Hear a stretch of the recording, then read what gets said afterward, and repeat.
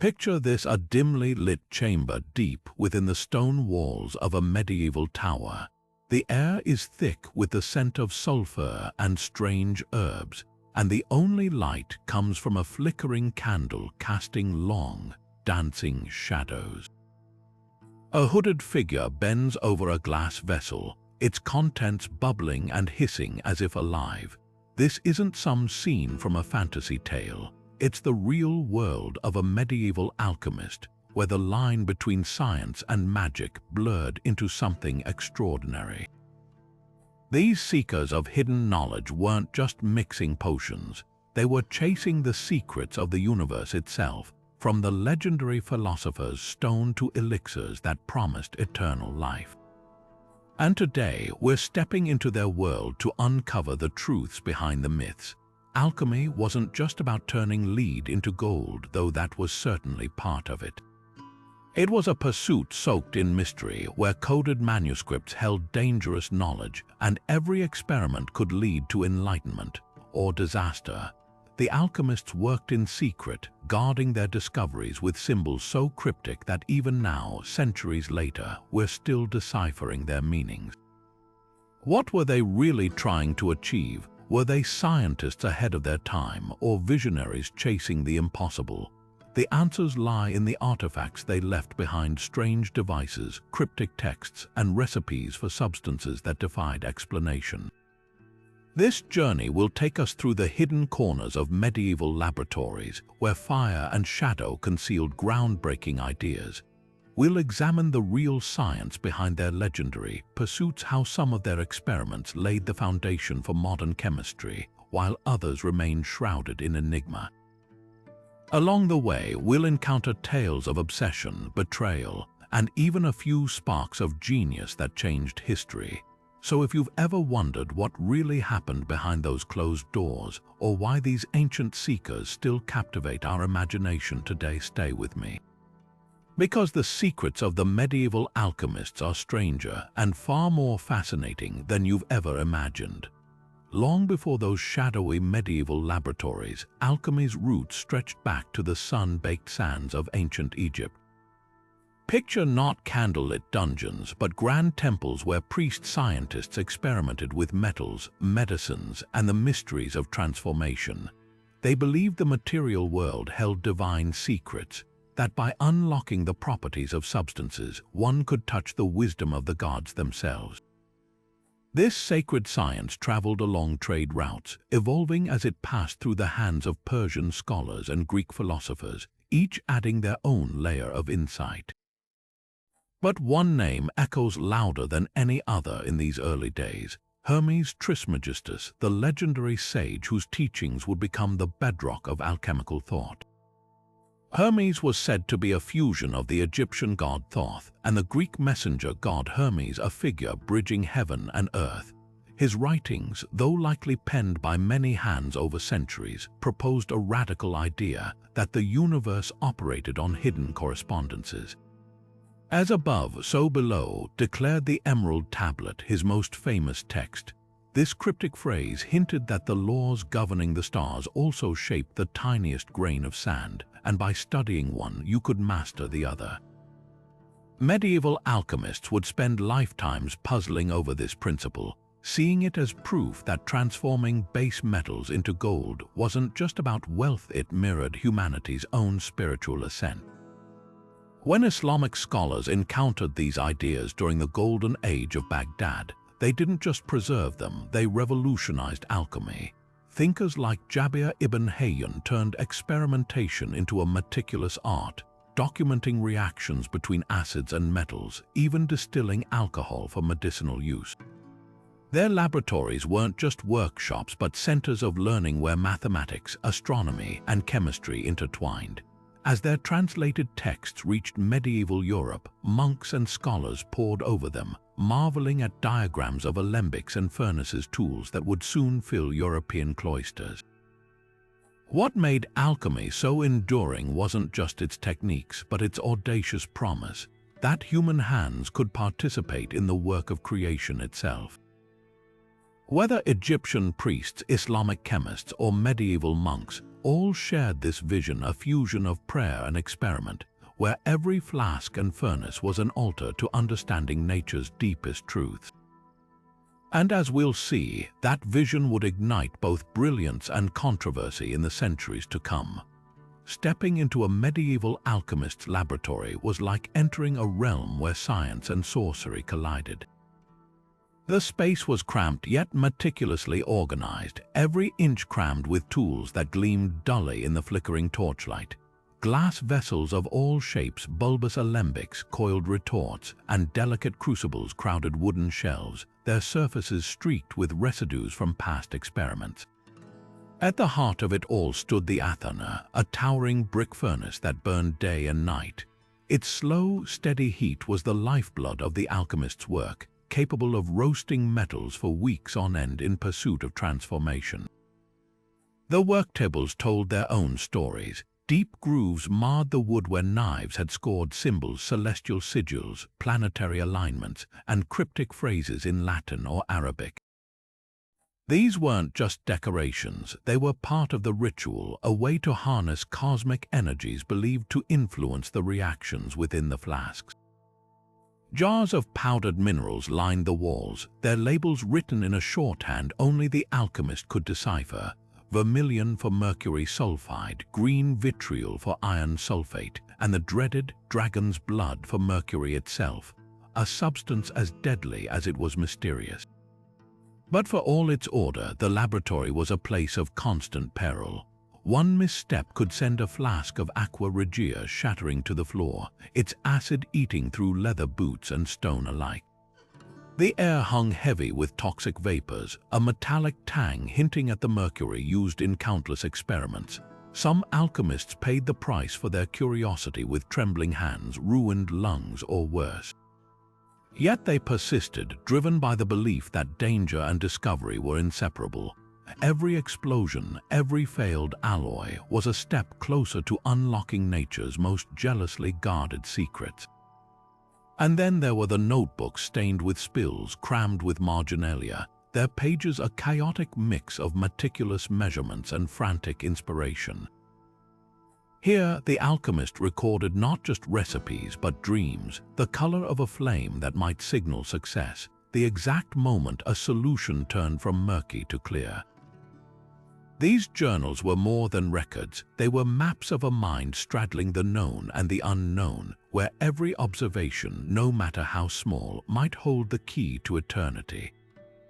To the untrained eye, an alchemist's manuscript might look like a jumble of fantastical drawings, serpents devouring their own tails, lions swallowing the sun, winged dragons battling to the death. But these weren't just whimsical doodles, they were a sophisticated code, a visual language designed to protect dangerous knowledge from prying eyes. Take the ouroboros, that ancient symbol of a snake eating its own tail.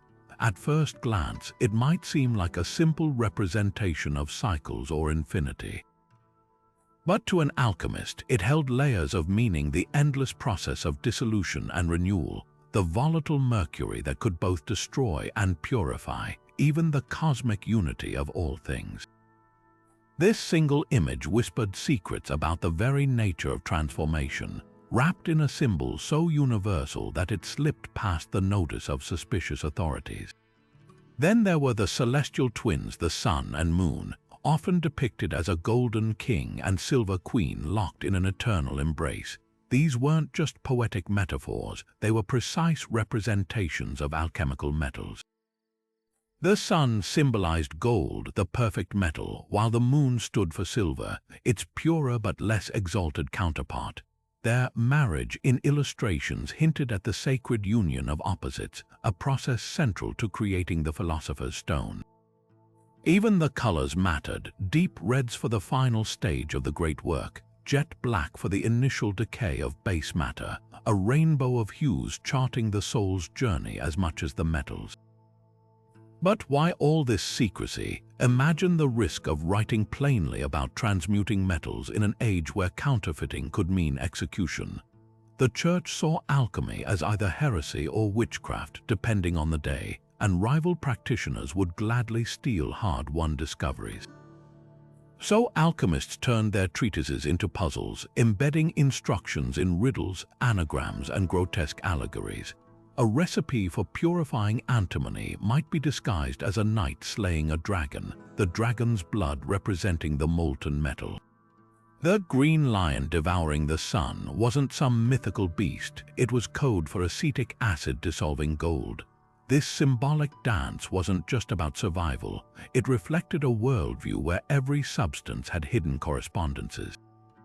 A lump of lead wasn't just lead, it was Saturn, melancholy, the color black, the winter season. To change the metal was to alter its very essence across these invisible threads binding heaven and earth. Modern chemists might dismiss this as mysticism, but in stripping away these layers, we risk missing the alchemist's genius, their understanding that matter carried stories, that every experiment was also a parable about the human soul's potential for renewal. And perhaps that's why these symbols still haunt us, not as archaic curiosities, but as echoes of a time when science and poetry shared the same breath.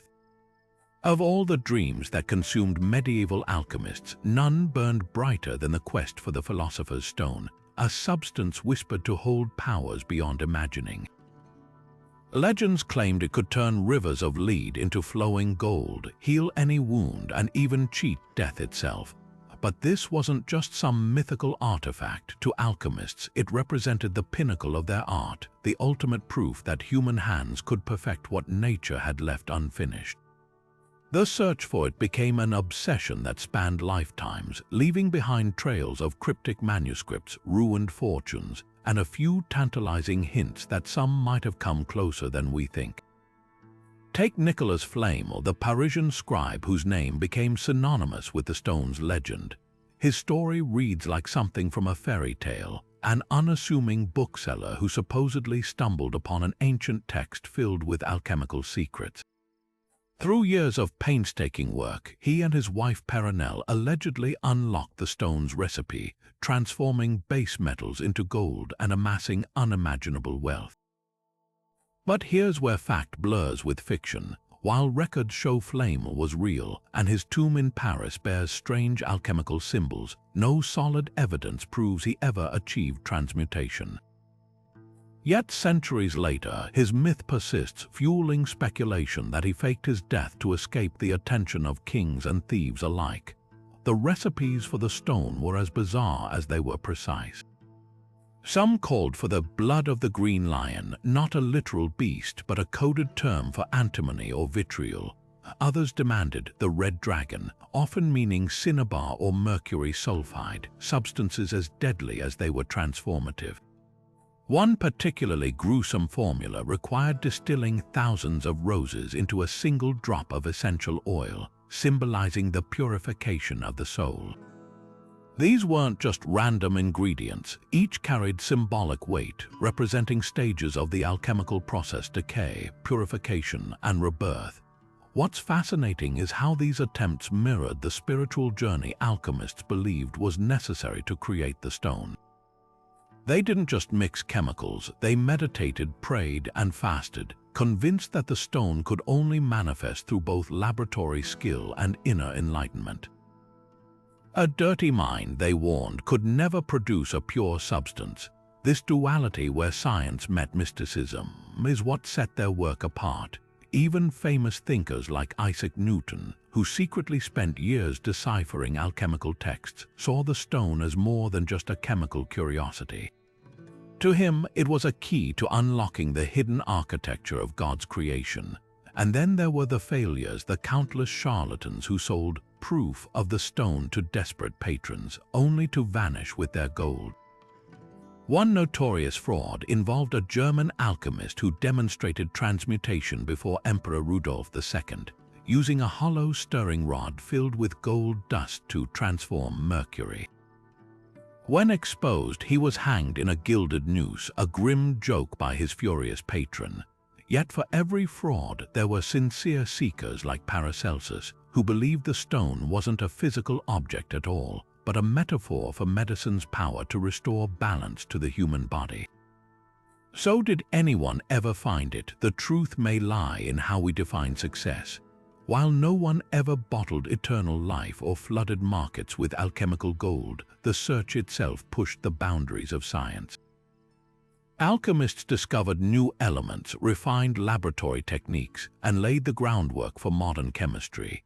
In that sense, their philosopher's stone wasn't a single substance, but the relentless curiosity that turned leaden ignorance into golden understanding, one experiment at a time. The paradox of medieval alchemy lies in its strange duality, where groundbreaking science emerged alongside moonlit rituals. On one hand, alchemists meticulously recorded how heating saltpeter released strange vapors that could dissolve metals, unknowingly describing nitric acid centuries before modern chemistry named it.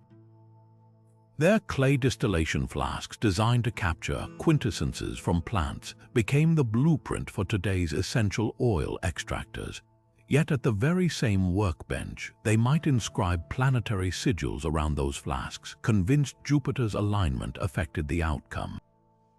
This tension between observation and mysticism shaped one of history's most fascinating intellectual journeys.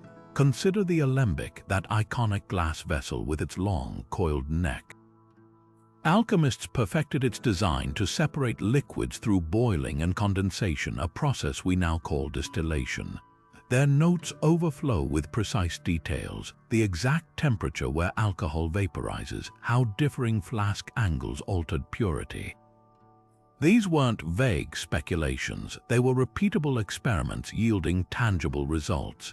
Yet the same manuscript might claim the purified alcohol contained the spirit of the original substance, capable of healing both bodies and souls. What seems like superstition to us was for them a unified world, where physical and spiritual purification mirrored each other. Metallurgy reveals similar contradictions. When alchemists roasted iron ore with charcoal to produce malleable metal, they documented every color change in the flames, a practice any modern chemist would recognize as valid data collection. Their discoveries about alloying copper with tin to make bronze were empirical triumphs, but then they described the process as marrying the Red King to the White Queen, framing it as a celestial union. This wasn't deception, they genuinely perceived no divide between material reactions and cosmic symbolism. The tragic irony is that their mystical framework often led them to real discoveries. Searching for the elixir of life, they experimented with mineral waters and herbal extracts, stumbling upon antiseptics and pain relievers. Paracelsus, despite his belief in astral influences, correctly prescribed mercury for syphilis and zinc ointments for wounds. Even their obsession with transmutation bore fruit. By repeatedly dissolving and reconstituting metals, they uncovered principles of dissolution and crystallization that underpin modern metallurgy. Yet for every accidental breakthrough, there were dead ends steeped in symbolism. Countless hours were lost trying to fertilize metals like seeds in soil, or waiting for auspicious astrological hours to begin experiments. The line between genius and delusion was perilously thin. When an alchemist saw silver form in a lead solution, they might truly have created silver chloride or mistaken wishful thinking for reality. This blend of rigor and reverie makes their legacy so compelling. They were wrong about why things worked, but often right that they could work. Perhaps their greatest contribution was methodological. The very concept of a controlled laboratory, a dedicated space for systematic experimentation, owes its existence to these robe-clad researchers. They established practices still used today, keeping detailed notebooks, reproducing results, even peer review through secretive correspondence networks. That they wrapped these methods in mystical language doesn't diminish their innovation. It simply reminds us that science always emerges from the cultural soil of its time. In chasing the impossible, they invented tools to explore the possible, leaving behind not just crucibles and formulas, but an enduring testament to human curiosity's power to transform leaden ignorance into golden understanding. To understand the alchemist's world, you must first grasp their elemental map of reality, a vision where earth, air, fire, and water weren't just substances, but the very building blocks of creation. Picture their universe as a vast, interconnected web where every material object, from a lump of lead to a human soul, was thought to be a unique mixture of these four primal forces. A diamond, they believed, held an excess of earth, making it dense and eternal, while Mercury's liquid shimmer betrayed its watery dominance. This wasn't mere poetry. It was a scientific framework that guided centuries of experimentation, shaping how they melted metals, distilled elixirs, and even diagnosed diseases. The roots of this system stretched back to Aristotle, who proposed that each element possessed two defining qualities: hot or cold, dry or moist. Fire was hot and dry, water cold and wet, air hot and wet, and earth cold and dry. These weren't static categories, but dynamic potentials. Water could become air by absorbing heat, just as earth might transform into fire through purification. Alchemists saw these transitions everywhere, in the steam rising from a boiling flask, water becoming air, or the ash left after burning wood, fire reverting to earth. Their entire laboratory practice revolved around manipulating these elemental balances, believing that by altering proportions, they could coax one substance into becoming another. Take their attempts to transmute metals. Lead's dull heaviness was attributed to an overabundance of earth and water, while gold's incorruptible luster signaled a perfect equilibrium of all four elements. The alchemist's furnace wasn't just a tool, but a microcosm of cosmic forces: fire to purge impurities, air to circulate energies, water vessels to cool and condense, and earthen crucibles to withstand the heat.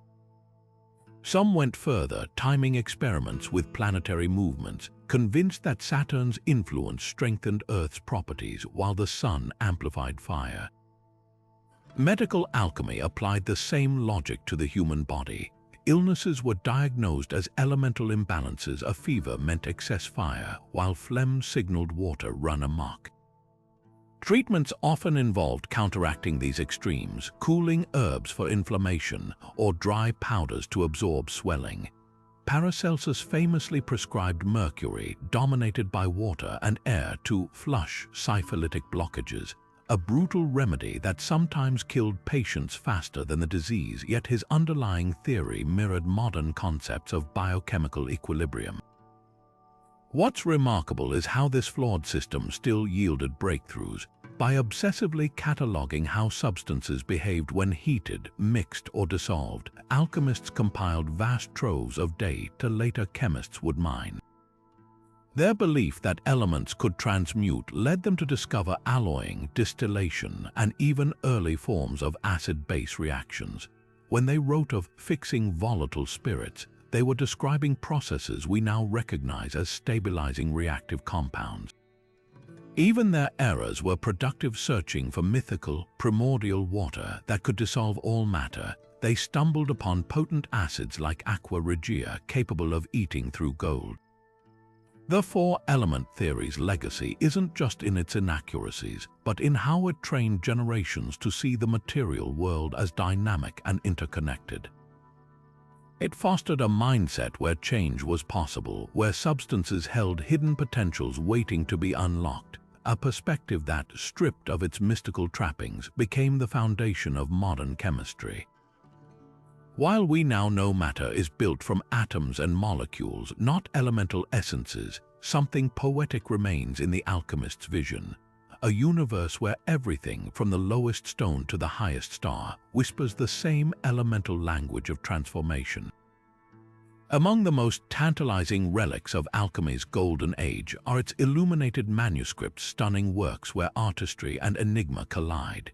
The Ripley scroll unfurls like a visual incantation, over 5 meters of crimson and gold parchment depicting a labyrinth of allegorical scenes. Here, a green lion devours the sun, kings dissolve in baths of mercury, and skeletal figures rise from coffins, all woven together with cryptic verses.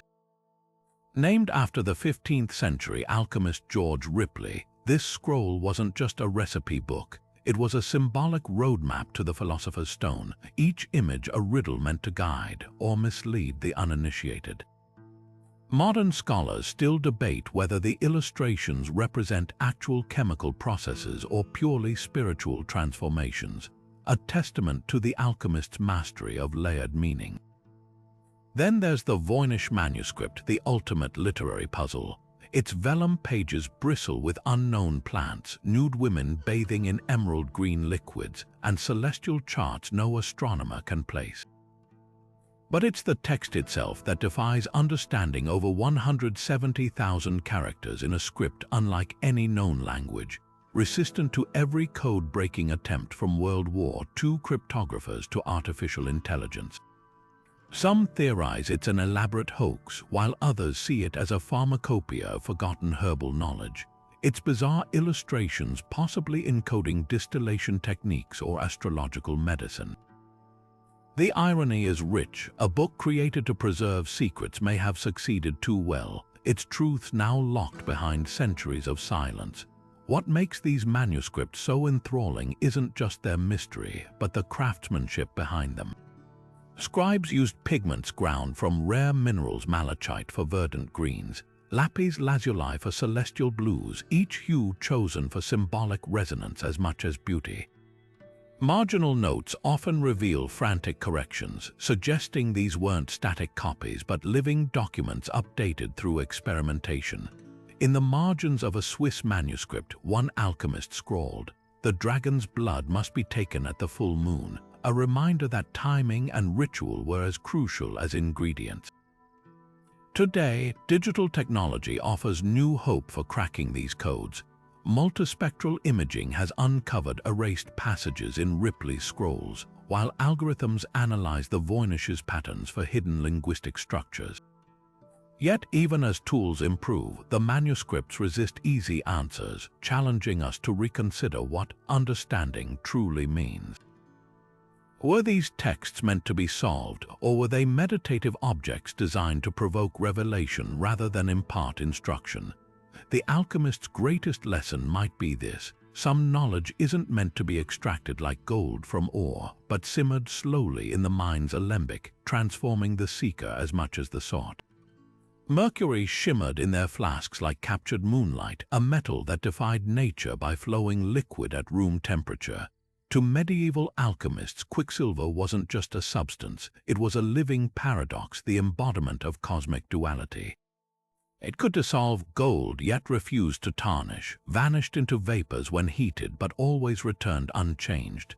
This strange behavior convinced them mercury was the primordial matter from which all metals grew, the seed that could mature into silver or gold under the right conditions. Their manuscripts teem with reverence for it, calling it the first matter and dragon's blood, a substance so potent it bridged the gap between base and noble metals. Yet for all their awe, they couldn't have known the dark price of working with it, the tremors, madness, and slow poisoning that claimed so many of their ranks. The dangers lurked in every step of its use. Heating mercury to extract its essence released vapors that attacked the nervous system, causing shakes so violent scribes' notes became jagged scrawls. Alchemists who worked with it for years often developed erethism, a condition marked by hallucinations and crippling shyness, symptoms some mistook for spiritual enlightenment. Even handling it risked absorption through the skin, yet they pressed on, convinced its toxicity was a test of their purity. Some wore masks stuffed with herbs or worked near open windows, but their precautions were tragically inadequate. The very properties that made mercury deadly, its ability to penetrate metals and tissues alike, were what convinced them it held transformative power. Experiments with mercury bordered on alchemy's most audacious. They'd combine it with sulfur, watching the two form a striking red powder called cinnabar, which they saw as a symbolic marriage of opposites. By heating this compound, they'd resurrect the mercury, believing it died and was reborn purer, a microcosm of the philosopher's stone's promise. Some recipes called for killing mercury by sealing it with gold in a flask for months, waiting for the metals to merge into what they hoped would be an elixir of immortality. The irony is palpable. The substance they believed could prolong life often cut it brutally short. Yet mercury's legacy isn't just one of tragedy. Alchemists' obsession led to unexpected discoveries. Their notes on its reactions with acids laid groundwork for later chemists to understand amalgamation, a process still used today in gold mining and dentistry. They documented how mercury could dissolve almost any metal except iron, a property modern science explains through electron affinity. Even their failed attempts to fix volatile mercury, making it stable at high temperatures, pushed the boundaries of metallurgy. And in a grim twist, mercury compounds did find medical use for centuries as antiseptics, despite their toxicity, proving the alchemists weren't entirely wrong about its potency. What's haunting is how mercury mirrored alchemy itself, beautiful, enigmatic, and far more dangerous than its practitioners realized. The same liquid metal that glides like a living thing through fingers could insidiously unravel minds. Perhaps that's why it captivated them. In its quicksilver surface, they saw the reflection of their own ambition, a pursuit shimmering with promise, yet always just beyond grasp, leaving behind traces of brilliance and ruin in equal measure. Among the most seductive promises of alchemy was the elixir of life, a potion rumored to halt aging, cure all disease, and even cheat death itself. Recipes for this mythical draught varied wildly, blending the bizarre with the brilliant. Some called for gold beaten into fine flakes, believed to carry the sun's eternal energy. Others demanded powdered unicorn horn, which wealthy patrons paid fortunes for, unaware they were grinding up narwhal tusks harvested from Arctic seas. A 15th-century manuscript from Prague lists ingredients like crushed emeralds, dew collected at dawn on Midsummer's Day, and the blood of a freshly killed stag, each component chosen not just for its material properties, but for the celestial correspondences alchemists thought governed their effects. Paracelsus, the swaggering Renaissance alchemist who revamped medieval medicine, boasted he'd created his own longevity tonic called aurum potabile, drinkable gold. His journals describe a golden liquid distilled through 7 purification stages, each timed to planetary alignments. He claimed it restored vitality to the elderly and healed wounds with miraculous speed. While modern science confirms colloidal gold has minimal biochemical activity, Paracelsus's fervent belief wasn't entirely baseless. Gold's resistance to corrosion made it a symbol of incorruptibility, and its presence in some traditional medicines across cultures hints at perceived, if not proven, benefits. What's fascinating is how Paracelsus framed his elixir's power, not as magic but as a rebalancing of the body's innate arceus or life force. The line between medicine and myth blurs further with Chinese alchemists' quest for Jin Dan, the golden pill of immortality. Taoist practitioners in the Tang dynasty fed emperors pellets containing mercury, jade, and cinnabar, convinced these substances could purify the body into an eternal form. Tragically, several rulers died from heavy metal poisoning, their quest for eternity cut short by the very elixirs they swallowed. Yet within these deadly recipes lay kernels of proto-scientific insight, like the use of ginseng and rice mushrooms, now known to have genuine immune-boosting properties. The alchemists' fatal error wasn't their pursuit of longevity, but their inability to separate metaphor from method, mistaking symbolic purity for physical safety. European alchemists took a different approach with the quintessence, a fifth element beyond earth, air, fire, and water. Distilling alcohol hundreds of times, they believed they'd captured the spirit of wine, a transparent, flammable liquid that seemed to preserve herbs indefinitely when infused. While not immortality in a bottle, these tinctures did have antiseptic qualities, and their use in preserving botanicals mirrored the alchemist's desire to halt decay. Even the humble alchemical vinegar, made by fermenting lead acetate crystals, had eerie effects. Its sweet taste and ability to preserve fruit for months seemed almost supernatural to medieval observers. Perhaps the most poignant aspect of these quests is how they reveal the alchemist's understanding of aging as a process to be actively resisted, not passively accepted. In an era where life expectancy rarely exceeded 40 years, their experiments, however flawed, represented a radical defiance of nature's limits. While their potions never granted eternal life, their relentless curiosity did something equally profound. It laid the groundwork for modern chemistry, pharmacology, and even the germ theory of disease. Every time we take an antibiotic or study cellular regeneration, we walk a path first trodden by those who dared to imagine death itself was just another puzzle to solve. The Church's relationship with alchemy was a dance of shadows, public denunciations masking private fascination. While theologians condemned transmutation as an affront to divine order, whispered rumors told of cardinals funding secret laboratories beneath Vatican gardens. This tension reached its peak in the 14th century when Pope John XXII issued the edict Spondent quas non exhibent, openly declaring alchemical gold counterfeit and excommunicating practitioners. Yet the same pope's private ledger listed payments for certain metallic experiments, and his personal physician was a known alchemist who allegedly gifted him gold ingots stamped with mysterious symbols. Such contradictions weren't hypocrisy so much as a reflection of the era's divided soul, where the pursuit of hidden knowledge teetered between damnation and revelation. Deeper than the gold debate lay a theological battleground. Church fathers like Thomas Aquinas initially tolerated alchemy as a natural art, but as its practitioners grew bolder, suspicions festered. The most explosive charge was that alchemists sought to usurp God's role as creator, a mortal sin in medieval eyes. Manuscripts describing homunculi, artificial life grown in glass vessels, particularly horrified clerics. When the alchemist Arnold of Villanova claimed his elixirs could extend life beyond biblical limits, the Inquisition took note. Yet even as they burned his books, church scholars quietly copied his medical recipes, unable to resist the promise of healing.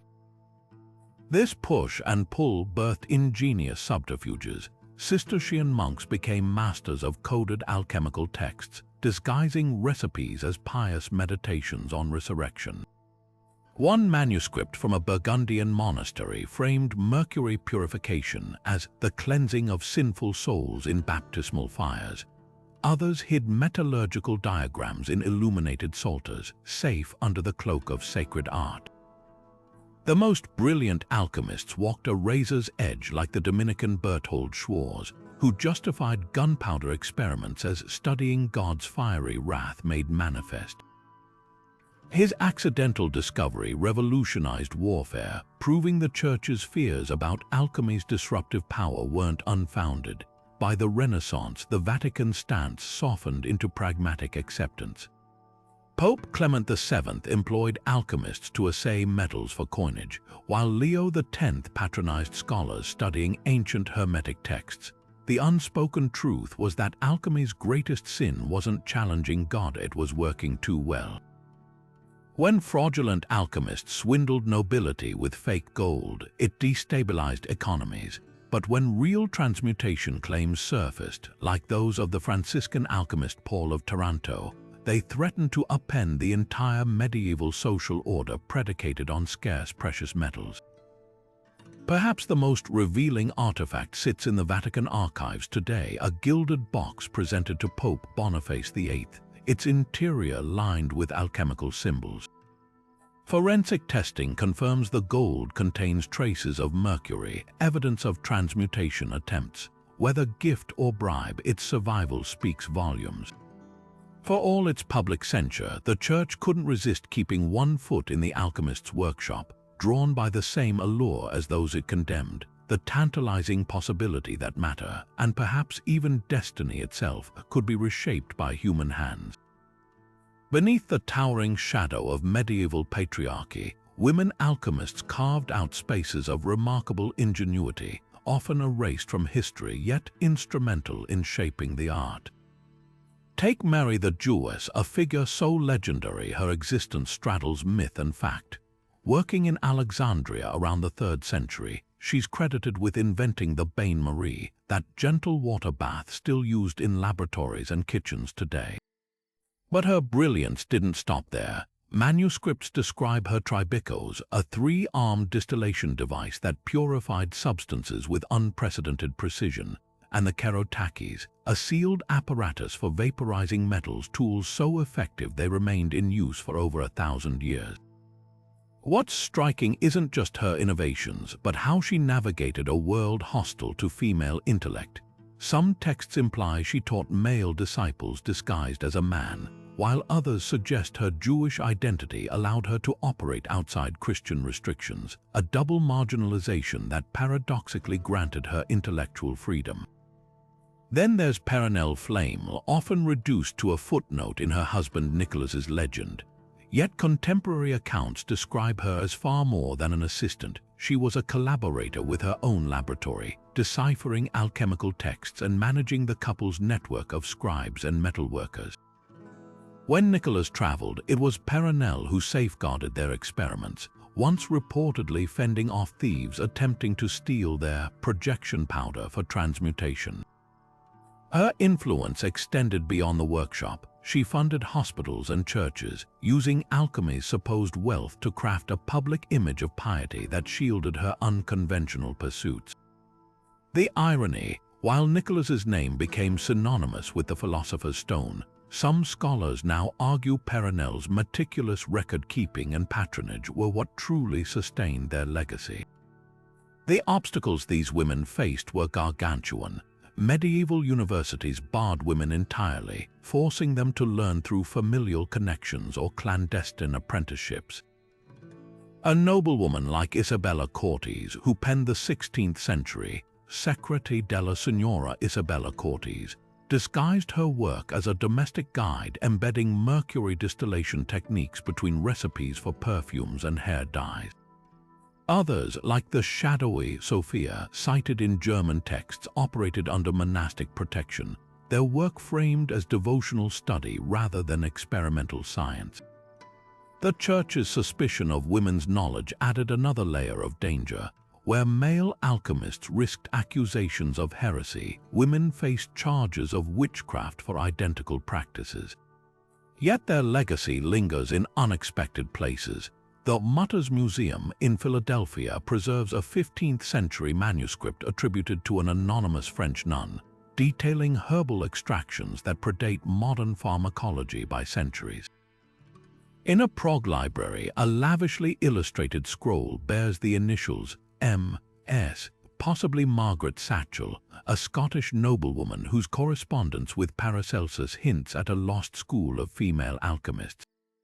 Even the iconic image of the ouroboros, the serpent eating its tail, appears in women's manuscripts with a subtle difference, often depicted as a lactating viper, symbolizing cyclical creation rather than masculine infinity.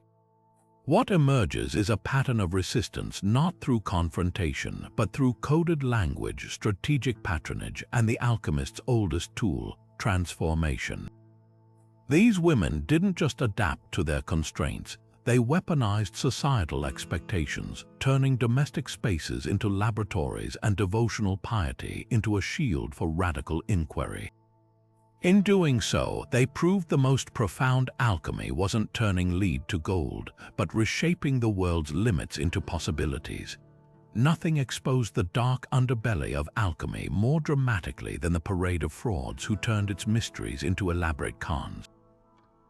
Picture a candlelit hall in 16th century Prague, where a silver-haired alchemist swirls mercury in a crucible before Emperor Rudolph II's glittering court. With a flourish, he adds a pinch of crimson powder, his projection material, and moments later, the liquid metal hardens into what appears to be solid gold. The trick, later revealed, was as ingenious as it was deceitful. the powder contained hidden gold dust, while the mercury's ability to amalgamate with precious metals created a convincing surface gleam. By the time the emperor's assayers realized the gold veneer could be rubbed off like gilding, the alchemist had vanished with a small fortune in patronage. These scams thrived on a potent mix of scientific illusion and psychological manipulation. One popular ruse involved hollow stirring rods secretly packed with gold chloride. When heated in a transmutation demonstration, the rod would release its contents into molten lead, creating a golden alloy just deep enough to pass superficial tests. Others used iron nails coated with mercury and silver nitrate. Plunged into acid, the outer layers dissolved to reveal what seemed like silver beneath. The most audacious fraudsters even employed accomplices dressed as monks to authenticate their powers with staged miracles, playing on the era's blurry line between alchemy and divine intervention. The consequences of exposure were brutal. In 1586, the German con artist Philip Sermering suffered a particularly poetic punishment after being caught selling fake philosopher's stones to Duke Julius of Brunswick. Forced to test his own elixir, he drank a lethal dose of the mercury-laden potion he'd peddled as a longevity tonic. Yet for every charlatan unmasked, a dozen more flourished, capitalizing on nobles' desperation to replenish drained treasuries after wars or extravagant spending. The Habsburgs alone squandered over 300,000 thalers, equivalent to billions today, bankrolling alchemical projects that never yielded an ounce of genuine gold. What's fascinating is how these frauds inadvertently advanced legitimate science. To maintain their illusions, scam artists became masters of metallurgy and chemistry, pioneering techniques like electroplating centuries before its official discovery. Their elaborate apparatuses, though designed for deception, often included innovations in furnace design and distillation that later benefited honest researchers. Even their psychological tactics, the dramatic rituals, the cryptic language, revealed an acute understanding of human nature's willingness to believe in transformative miracles. The greatest irony, some fraudsters may have started as genuine seekers before realizing that selling hope was far more profitable than pursuing it. Their stories serve as a cautionary mirror to alchemy's loftier ideals, proof that for every visionary laboring in obscurity to unlock nature's secrets, there was someone ready to package those dreams into fool's gold. Among the most haunting symbols in alchemy's visual language is the black sun, a dark orb radiating jagged, uneven rays like cracks in the fabric of reality. This wasn't just an artistic flourish, it represented the nigredo, the crucial first stage of transformation where all matter had to decay before it could be reborn. Picture a rotting fruit collapsing into itself, or a corpse dissolving back into the earth. The alchemists saw this putrefaction not as an end, but as the necessary chaos preceding renewal. Their manuscripts describe vessels sealed with blackened wax, left in warm dungeons for 40 days to mimic the natural cycle of death and resurrection, all under the black sun's ominous glow. What makes this symbol so unsettling is its duality. While medieval Europe associated blackened matter with sin and corruption, alchemists revered it as sacred destruction. A 15th-century German text depicts the black sun hovering over a raven, a creature linked to Saturn, the slowest-moving planet and patron of leaden melancholy. Together, they embodied the weight of primal matter before purification. But here's the paradox: this wasn't mere stagnation. The raven's feathers, though black, shimmered with hidden iridescence, just as the nigredo's darkness concealed the first sparks of transformation. Some practitioners even believed staring into the black sun's symbol during meditation could induce visions of one's own spiritual disintegration, a terrifying yet necessary step toward enlightenment. The process it symbolized was anything but metaphorical. Alchemists would deliberately rot plant matter in sealed jars, collecting the resulting black sludge to use in later experiments. Metals, too, were subjected to corrosion: iron left to rust, silver tarnished with sulfur. all to observe nature's capacity to break down and rebuild. A Basel manuscript warns that skipping this stage risked creating false gold, a superficial gleam without inner transformation. The black sun thus became a warning against shortcuts. True change required enduring the dissolution of old forms, whether in metals or the alchemist's own soul. Modern eyes might see echoes in psychology. Carl Jung interpreted the Negrido as the depression preceding personal growth, where the psyche's rigid structures must collapse before reintegration. Alchemical texts support this reading. One illustration shows a king drowning in a black sea beneath the black sun, his crown floating just out of reach. The accompanying text explains that only by surrendering worldly identity could he attain the philosopher's stone's wisdom. This wasn't passive suffering, but active participation in one's own unraveling. Yet the symbol's power also carried risks. Some practitioners spiraled into obsession, fixated on the darkness without progressing to later stages. The infamous Count Saint-Germain allegedly kept a black sun emblem in his Paris laboratory, claiming it helped him harvest decay's fertile essence. Whether this aided his legendary longevity or hastened his eventual disappearance remains debated. What's certain is that the black sun's legacy endures, a reminder that transformation often begins where light seems most extinguished, and that alchemy's true gold was never just metal, but the courage to face the dark before the dawn. Alchemists didn't just chase gold, they rewrote the book on healing, blending pharmacy with peril in ways that still echo through modern medicine. Walk into any apothecary of the 15th century, and you'd find shelves lined with their creations: rosewater distillates for soothing fevers, tinctures of opium for pain, and zinc salves that unknowingly fought infection centuries before germ theory. Paracelsus, the maverick who famously burned medical textbooks in defiance of tradition, championed minerals over herbal poultices, dosing patients with iron for weak blood and arsenic for skin ulcers. His successes were revolutionary, but so were his catastrophes. The line between remedy and poison was perilously thin, and no substance proved that more tragically than mercury. Take the case of King Charles II of England, whose physicians prescribed mercury chloride for seizures in 1685. Documented accounts describe the monarch sweating, vomiting, and convulsing as the cure ravaged his nervous system. His final days a harrowing testament to alchemy's dark side. Yet for every royal tragedy, there were quieter victories.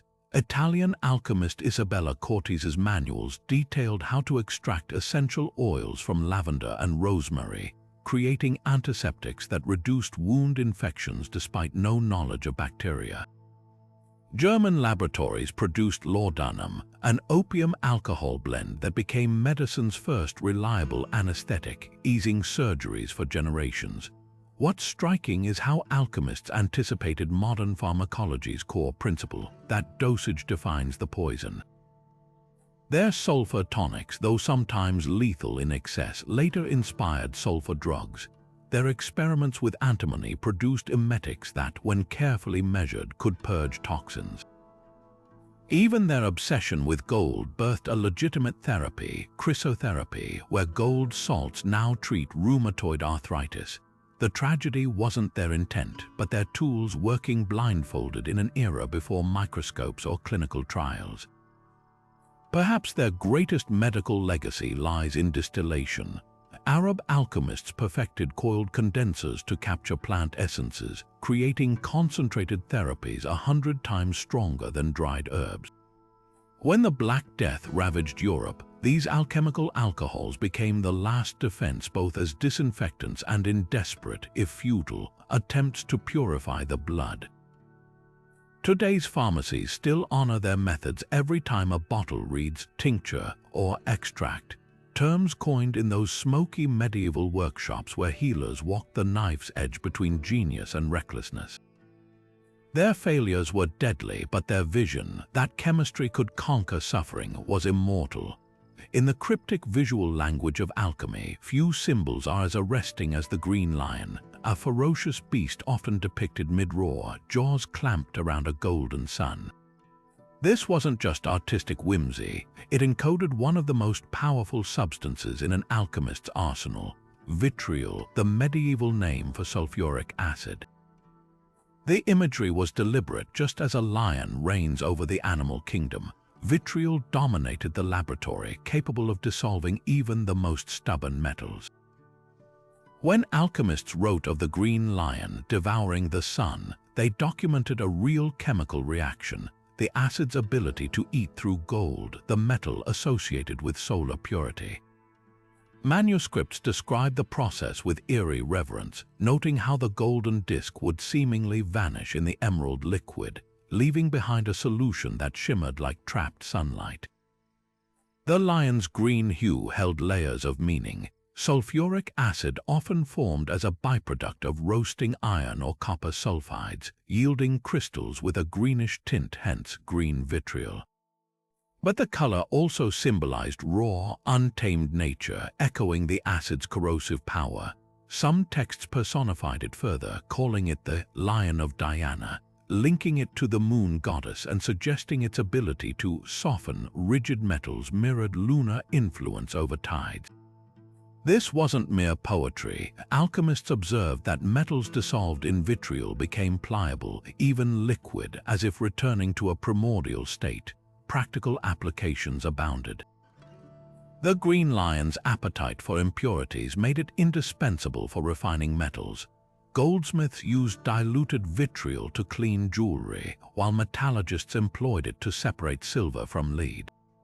But its true alchemical value lay in symbolism. The lion represented the first stage of purification, where base matter had to be ruthlessly broken down before reconstruction. A 15th-century Florentine manual depicts the green lion vomiting its dissolved prey into a crucible, illustrating the belief that destruction preceded creation. Dangers lurked in every drop. Unskilled handlers risked horrific burns, and fumes from heated vitriol could scar lungs. Yet the alchemists' respect for the substance bordered on awe. They noted how it could appear gentle, dissolving iron slowly, then turn violent when concentrated, attacking even glass vessels. This duality fascinated them. The same liquid that could etch intricate designs into steel also featured in recipes for the philosopher's stone, where it opened metals to transformation. Today, we recognize sulfuric acid as a cornerstone of modern industry, from car batteries to fertilizers. But the green lion's legacy persists in chemistry's language. The word vitriol still denotes bitter criticism, a linguistic fossil of the acid's biting potency. In alchemy's twilight, the symbol evolved once more. Some Rosicrucian texts reimagined the lion as a guardian of hidden wisdom, its emerald body representing the verdant life force animating all matter. Whether as laboratory tool or metaphysical metaphor, the green lion remains a testament to how fiercely medieval minds pursued nature's secrets and how vividly they clothed hard science in the robes of myth. To an alchemist peering into their crucible under the dim glow of candlelight, the movements of distant planets weren't just celestial events, they were the hidden clockwork governing every experiment. Each metal in their workshop pulsed with cosmic energy, bound by invisible threads to specific celestial bodies. Iron resonated with Mars's warlike vibrations, copper hummed in tune with Venus's harmonies, while quicksilver mirrored Mercury's mercurial dance across the sky. This wasn't mere superstition. It was a meticulously documented system where the success of transmutation hinged on catching these planetary influences at their peak. Manuscripts overflowed with astro-alchemical calendars, their margins crammed with notes like Jupiter in trine with Venus, optimal for dissolving copper, or avoid lunar eclipses, taint silver's purity. The logic behind these pairings ran deep. Gold, with its incorruptible brilliance, was the sun's earthly twin, and thus any attempt to refine it demanded solar eclipses or the summer solstice when solar energies were strongest. Silver, pale and reflective, belonged to the moon, with experiments timed to lunar phases, new moons for purification, full moons for crystallization. Even the metal's physical properties reinforced these bonds. Lead's heaviness and dullness mirrored Saturn's sluggish orbit, while tin's malleability echoed Jupiter's expansive nature. A German alchemist's journal from 1482 details spending 3 years waiting for Saturn to enter Aquarius before attempting a lead transmutation, convinced the alignment would loosen the metal's melancholy. Laboratories became microcosms of the cosmos. Furnaces were oriented to capture planetary rays through strategically placed windows, and alembics etched with zodiac signs filtered distillations. Some practitioners took it further. The Arabic text Picatrix describes coating crucibles with metal alloys corresponding to the desired planet's influence, then chanting orations as the stars reached precise angles. This fusion of ritual and chemistry reached its zenith in the Sons of the Metals, elaborate diagrams showing solar systems where gold orbited a central sun, silver a moon, and so on, mapping an invisible celestial hierarchy onto the periodic table centuries before Mendeleev. Yet the system had chilling pragmatism too. Astrology wasn't just about enhancement, it was risk management. Mercury retrograde periods were avoided entirely due to the metal's volatility, and Mars opposite Saturn meant certain death for any iron-related work. A Venetian alchemist's suicide note from 1511 blames a failed elixir on Venus obscured by Martian dust, suggesting cosmic interference corrupted his gold solution. Modern analysis of these timed experiments reveals unsettling patterns. Many recorded successes clustered around planetary alignments now known to affect electromagnetic activity, hinting that celestial gravity or solar flares may have subtly altered reaction rates in ways medieval observers sensed but couldn't quantify. The legacy of this astro-alchemy lingers in surprising places. Traditional jewelers still consider planetary hours when setting gemstones, and even NASA Mars rover missions avoid certain conjunctions dubbed alchemically adverse by superstitious engineers. Most poignantly, the old symbols endure. Astronomy's use of the sun's dot in circle for gold and the moon's crescent for silver are direct alchemical inheritances.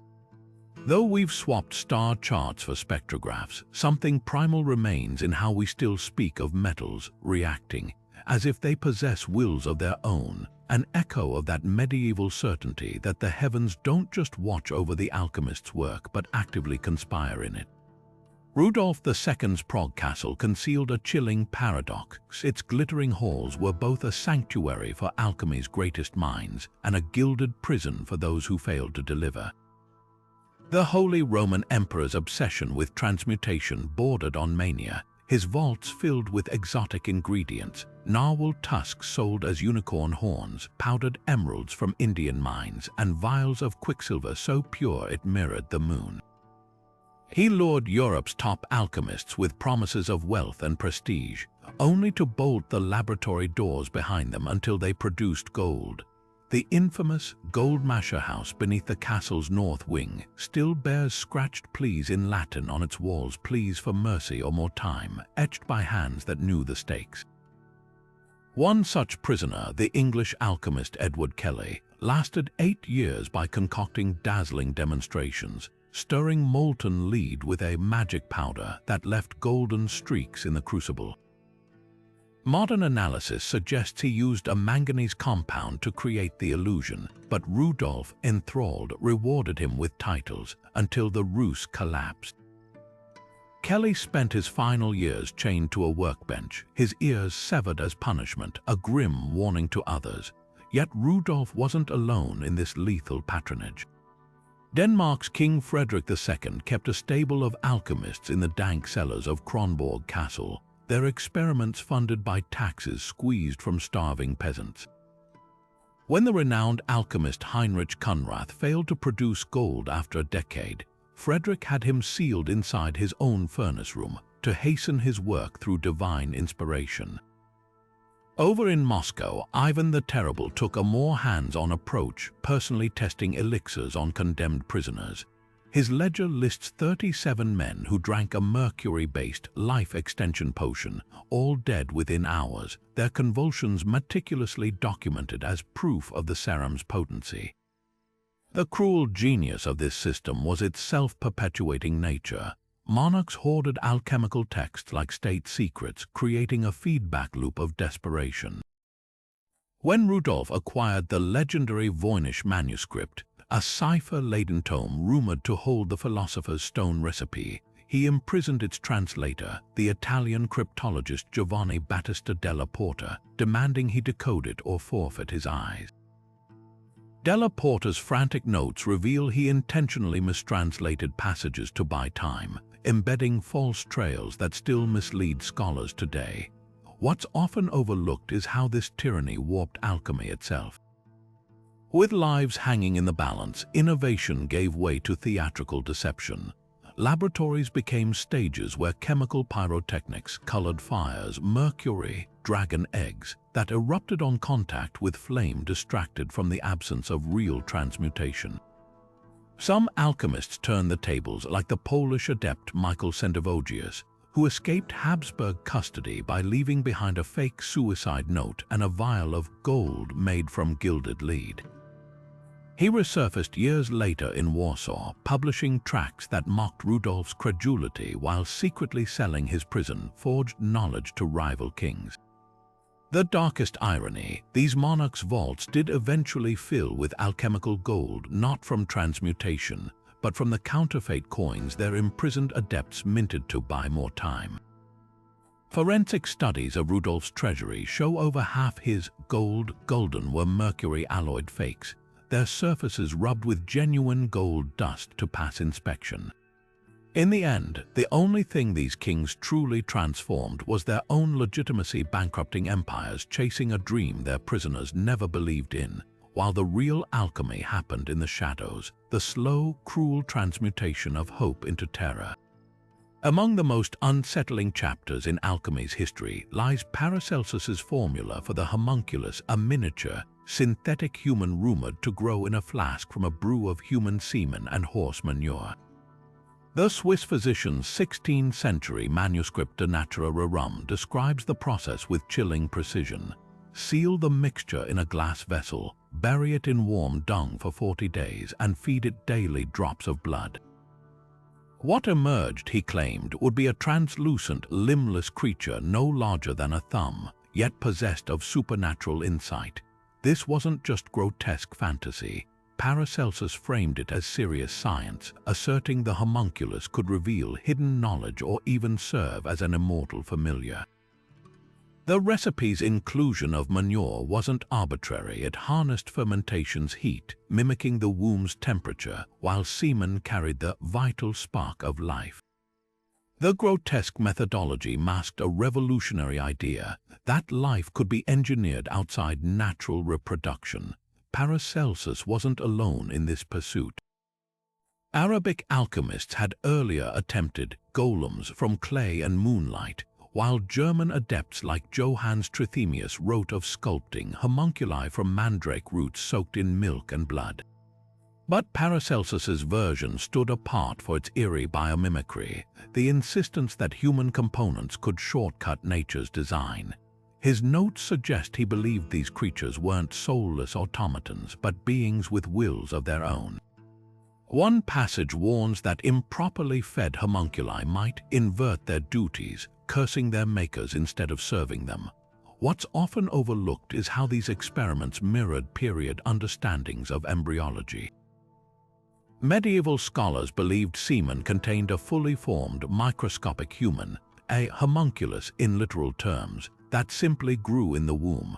Paracelsus's flask was in essence an artificial uterus, bypassing female biology entirely. This wasn't just misogyny, it reflected alchemy's broader goal of usurping nature's monopoly on creation. The homunculus represented the ultimate alchemical act, not just transforming matter, but generating life from raw ingredients. Practical attempts inevitably spiraled into horror. A Venetian nobleman's diary from 1583 recounts hiring an alchemist to cultivate a homunculus as a financial oracle. After months of feeding the vessel his own blood, the contents began pulsating until the glass shattered one night, releasing a stench so vile the nobleman burned the laboratory to the ground. Another account describes a Prague alchemist driven mad by his homunculus's whispered prophecies, culminating in his drowning the creature in holy water. Whether these were hallucinations, chemical reactions, or outright fabrications remains unclear, but the psychological toll was undeniable. Modern science offers grim postscripts. The manure's heat would indeed incubate bacteria, possibly creating moving sludge mistaken for life. Semen's proteins might form milky clots resembling rudimentary structures. Even the feeding, ritual dripping blood into the vessel could sustain bacterial colonies, giving the illusion of growth. Paracelsus's homunculus, then, wasn't wholly fictional, but a grotesque misinterpretation of microbial activity, a case where alchemy's ambition outpaced its ability to distinguish biology from magic. Yet the homunculus myth endures, resurfacing in Frankenstein's monster, test tube babies, and even modern AI. Its legacy isn't just a cautionary tale, but a testament to humanity's oldest obsession, the hubris and hunger to play creator no matter the cost.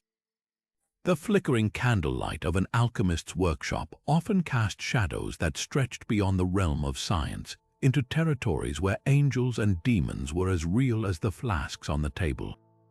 Take John Dee, Queen Elizabeth I's court astrologer, whose obsidian scrying mirror sat beside his crucibles. By day, he charted metallurgical reactions with mathematical precision. By night, he conducted elaborate seances with self-proclaimed angelic beings through his dubious partner Edward Kelly. Their conversations, meticulously recorded in encrypted diaries, mixed chemical formulas with celestial prophecies, reflecting a worldview where the boundaries between experiment and invocation dissolved entirely. This wasn't fringe behavior. Some of Europe's most respected alchemists routinely embedded occult sigils into their glassware, convinced that spiritual forces could catalyze chemical transformations as readily as heat or acid. The consequences of this fusion were deadly serious. In 1590, the German alchemist Johann Georg Faustus, later immortalized in legend, was found torn limb from limb in a wine cellar, his scattered notes describing pacts with the ninth spirit to unlock transmutation secrets. Whether murder or supernatural vengeance, the Church seized on such incidents as proof alchemy was demonic heresy. Trial records from Venice show accused alchemists forced to prove their gold wasn't infernal bounty by melting it before priests. If the metal smoked or hissed, it was deemed hell-spawn.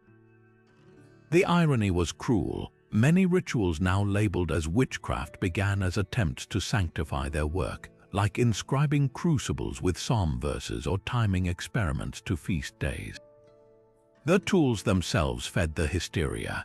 An alembic's coiled neck, twisting vapors into liquid, resembled medieval depictions of spirit channels. The philosopher's stone's purported ability to multiply gold mirrored biblical warnings against mammon. Even something as innocuous as a mortar and pestle grinding herbs could be recast as witchcraft when prosecutors described bundles of nightshade pounded under a waning moon. The most damning evidence was often the alchemist's own symbolism, the very images meant to protect their work. A manuscript from Nuremberg shows sulfur triangles arranged in pentagrams, intended to represent elemental fire, but later entered into witch trial transcripts as devil's geometry. Yet the darkest twist lay in how these accusations corrupted alchemy's original aims. As persecution mounted, some practitioners leaned into the notoriety, crafting elaborate demonic personas to intimidate patrons. The infamous Dr. Torelli of Bologna staged rituals with phosphorus compounds that glowed green in the dark, claiming to summon Lucifer's light. Others, like the French witch hunter turned alchemist Nicolas Remy, turned their knowledge against fellow adepts, identifying satanic residues in rivals' failed elixirs. What began as spiritual chemistry became a self-fulfilling prophecy. The more alchemists were forced underground, the more their practices mutated to fit the church's nightmares. But perhaps the most tragic victims were the women healers whose herbal knowledge overlapped with alchemy's medical wing. Midwives distilling pain-relieving opium or mercury salves for sores found themselves accused of compounding devil's ointments. A 1623 trial in Toulouse saw the elderly apothecary Marie Bosse burned at the stake for possessing a notebook of plant extractions prosecutors called Satan's Recipes, though modern analysis reveals it contained advanced antibiotic formulas using mold cultures. This wasn't just superstition, it was the systematic destruction of knowledge that threatened both religious and medical orthodoxies. The legacy of this collision endures in our language. When we call something smoke and mirrors, we invoke the very stagecraft alchemists used to survive, both to simulate magic for patrons and conceal real science from persecutors. The alembic shape lives on in the sorcerer's flask of fantasy, while the philosopher's stone became a metaphor for spiritual corruption in Gothic tales. Yet buried beneath these distortions lies a poignant truth, that the line between darkness and discovery has always been thinner than we admit, and that history's most feared wizards were often just scientists working in the only language their age allowed. George Ripley's The 12 Gates reads like a medieval treasure map written in smoke and mirrors, a labyrinth of rhyming couplets where every golden promise hides behind layers of deliberate misdirection. Take his description of the green dragon that must be wedded to the sun in a bath of virgin's milk. To the untrained ear, it sounds like pure mysticism, but to an alchemist, this was precise instruction. The green dragon was vitriol or sulfuric acid, while the sun symbolized gold, and the virgin's milk referred to distilled rainwater untouched by earthly impurities. By dissolving gold in acid and then precipitating it out with purified water, Ripley encoded a real metallurgical process within florid verse, knowing only initiates would recognize the formula beneath the flourish. Other verses were even more opaque. When the Red King and White Queen embrace in the northern chamber, their blood shall nourish the serpent's brood, sounds like a scene from a fairy tale, but it outlined a dangerous recipe. The Red King and White Queen were alchemical shorthand for sulfur and mercury, two substances that, when heated together in a sealed flask, the northern chamber, produced mercury sulfide, a crimson powder known as cinnabar. The serpent's brood referred to the crystalline formations that emerged, which Ripley believed held transformative properties. The poem's brilliance and its menace lay in its duality. A single line could inspire awe in a noble patron while secretly guiding a fellow adept through a volatile chemical synthesis. Cryptic poetry wasn't just about secrecy, it reflected alchemy's core philosophy that truth required unraveling. Ripley's contemporary, Thomas Norton, packed his ordinal of alchemy with agricultural metaphors, describing metals as seeds needing the moon's dew and the plowman's patience. To modern eyes, it reads as pastoral whimsy, but embedded within were precise ratios for alloying copper and tin, with moon's dew meaning distilled silver nitrate and plowman's patience, hinting at the exact hours of slow heating required.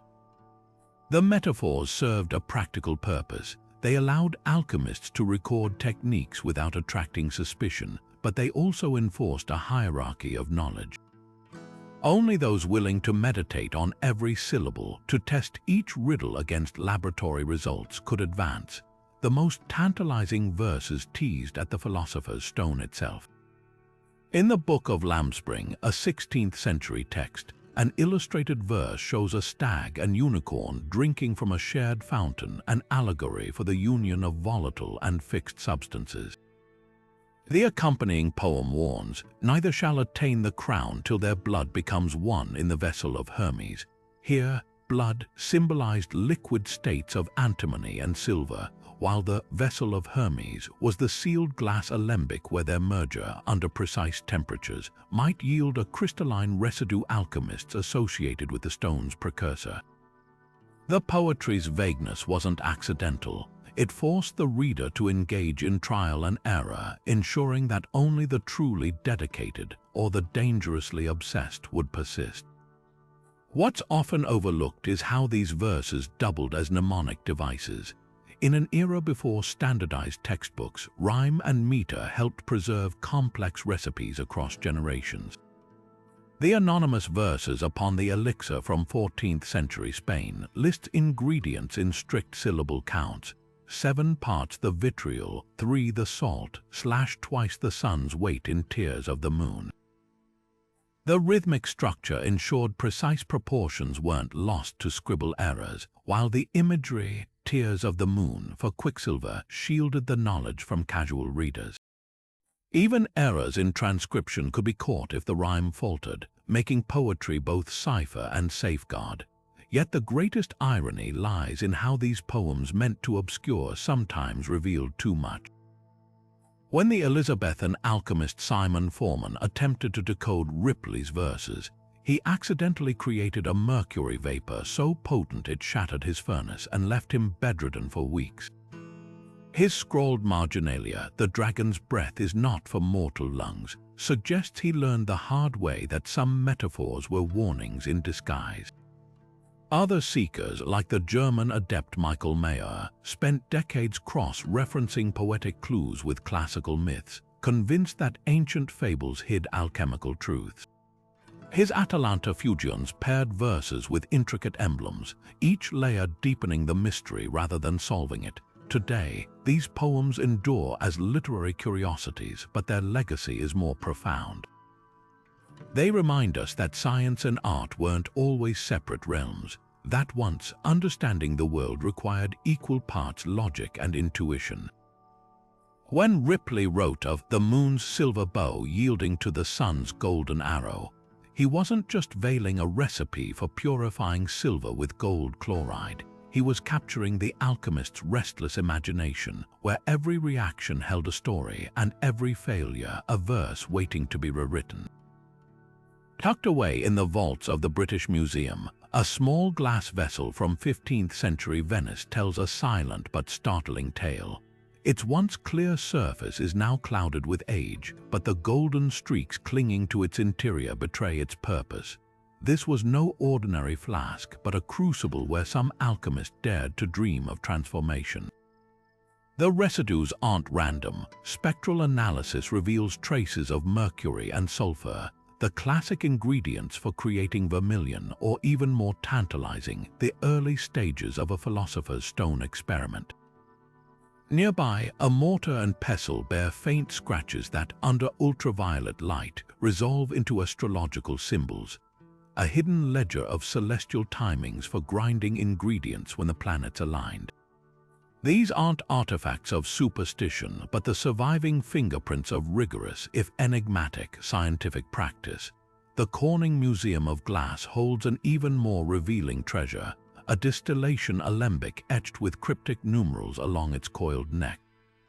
At first glance, they resemble decorative flourishes, but scholars realize they correspond to temperature thresholds. When the vessel was heated past certain points, these markings guided the alchemist to adjust the flame or change collecting flasks. It's a precision instrument disguised as medieval art. The real shock came when conservators found microscopic gold particles trapped in the condensation spout, evidence that someone successfully dissolved and recaptured the precious metal, a process alchemists called solutio and modern chemists recognize as colloidal suspension. Perhaps the most chilling relic sits in Prague's Speculum Alchemy Museum, a wooden chest labeled lapis mineralis, its interior blackened with centuries of soot. Infrared scanning revealed layers of handwritten notes under the charring, detailing failed attempts to stabilize mercury amalgams. The scorch marks tell the rest of the story. This was no orderly laboratory exercise, but a desperate struggle with volatile reactions. The chest's secret compartment held a lead vial filled with a mysterious red powder that, when analyzed, proved to be cinnabar mixed with gold chloride, a substance alchemists believed was one step away from the mythical stone. Traces of fingerprint impressions in the powder suggest someone, in a moment of reckless hope, tested it with their bare hands. What's haunting about these objects is their ordinariness.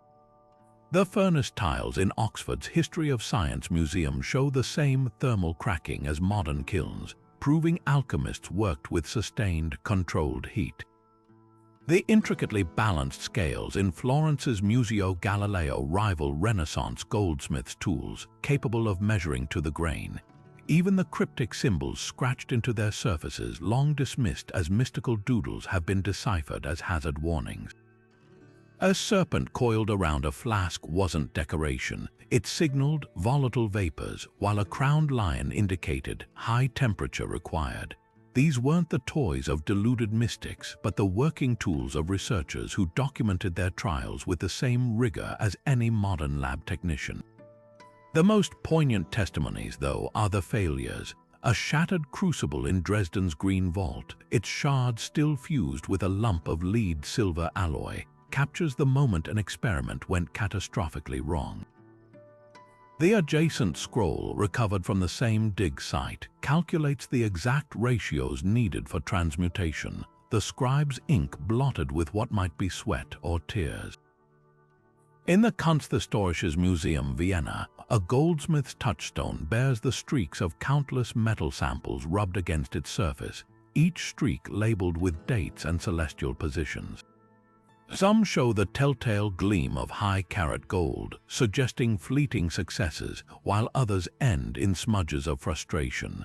These artifacts force us to confront an uncomfortable truth. The alchemists' greatest legacy wasn't in what they achieved, but in how meticulously they documented the struggle. Every scorch mark, every residue-laden flask, is a testament to the human hunger to reshape reality, one cracked crucible at a time. The medieval alchemist's dream of transmuting base metals into gold was once dismissed as folly until the 20th century proved them right in the most explosive way possible.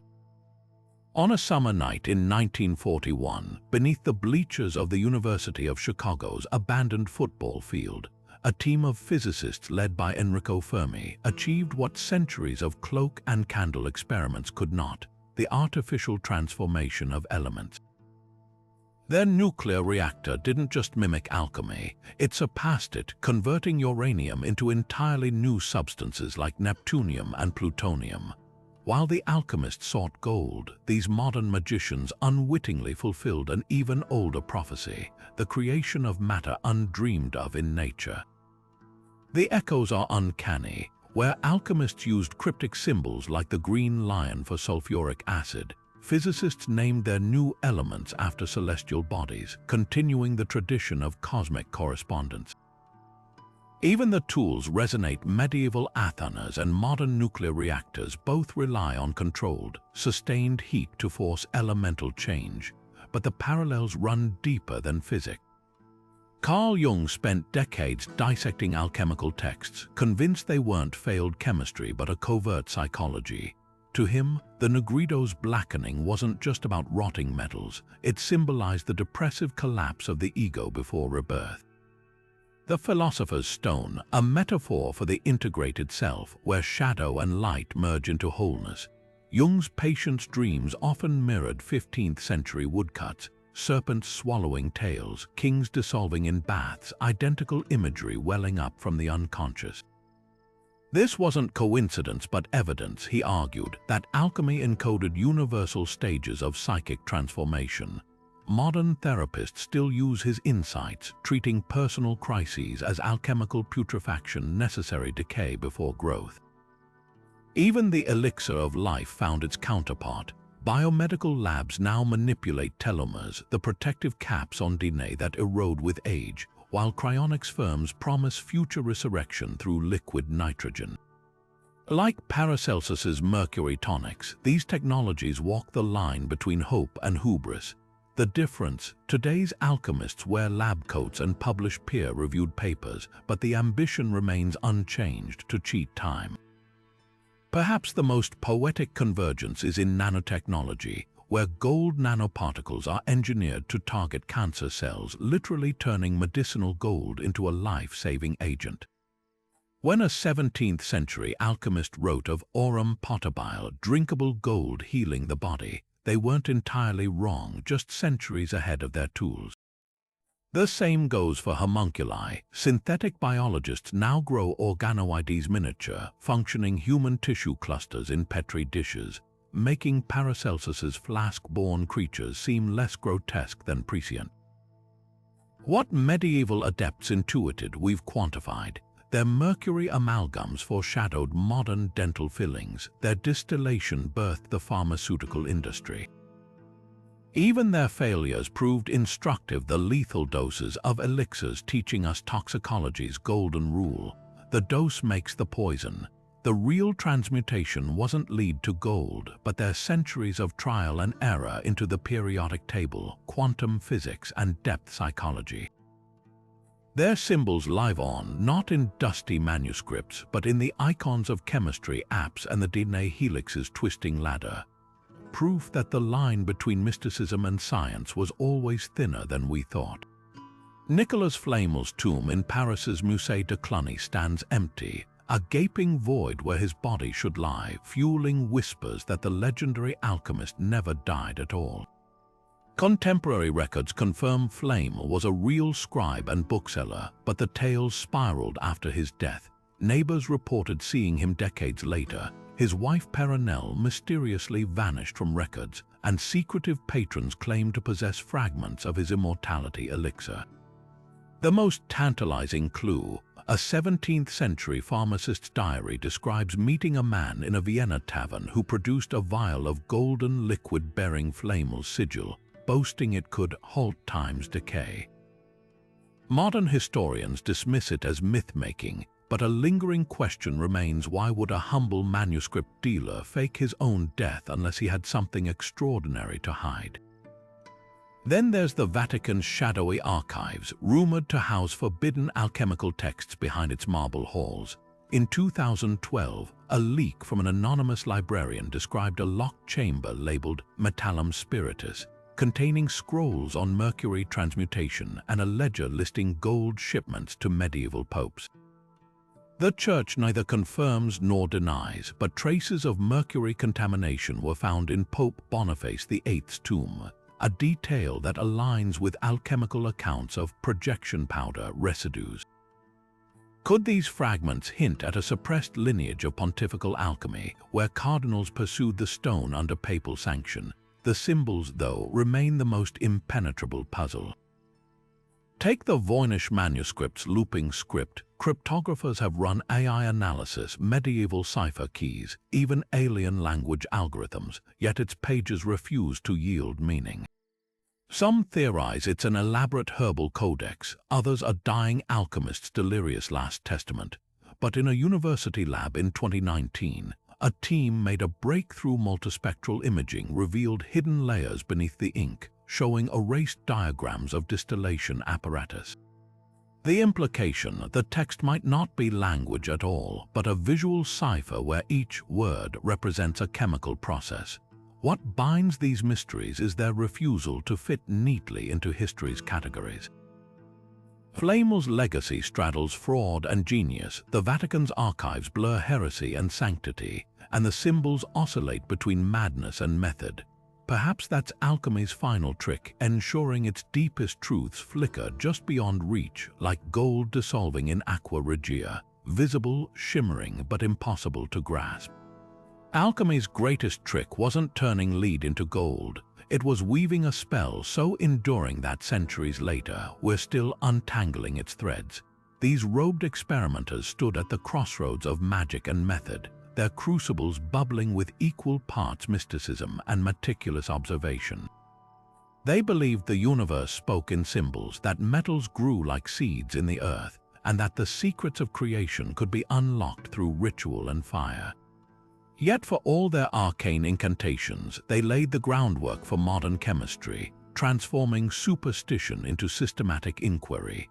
Every time you glance at the periodic table, you're witnessing the afterlife of their dreams. Mercury's alchemical symbol still hovers beside its atomic number, and gold sun-like glow remains a relic of celestial correspondences they held sacred. The real philosopher's stone wasn't a physical object, but the alchemist's unshakable conviction that nature's laws could be harnessed, even rewritten. Their failures were as instructive as their successes, the charred crucibles and toxic elixirs teaching generations that transformation demands both audacity and caution. Consider how their quest for eternal life birthed modern pharmacology, or how their coded manuscripts anticipated the intellectual property wars of today's patent systems. Even their obsession with purification lives on in laboratories worldwide, where distillation columns and centrifuges perform the same tasks once entrusted to moonlit rituals. Yet for all we've decoded, alchemy's heart remains shrouded in enigma. Those cryptic illustrations of dragons and kings weren't just whimsy, they were a language for truths too fluid for straightforward prose. The green lion's emerald fury, the black sun's eerie glow, the ouroboros swallowing its own tail. These symbols still whisper to psychologists and artists, hinting at patterns deeper than medieval minds could articulate.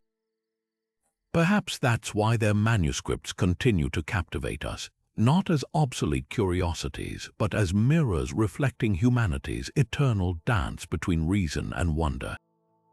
So tell me, which of alchemy's secrets left you spellbound?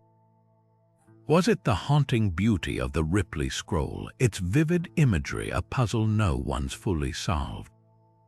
The chilling accounts of homunculi stirring in their flasks, blurring the line between creation and heresy? Or the simple, startling fact that these visionaries, armed with little more than intuition and courage, glimpsed truths about matter's mutability that physics would only confirm centuries later? Drop your thoughts below and let's keep the conversation bubbling like an alchemist's flask, where every comment might just hold the next fragment of the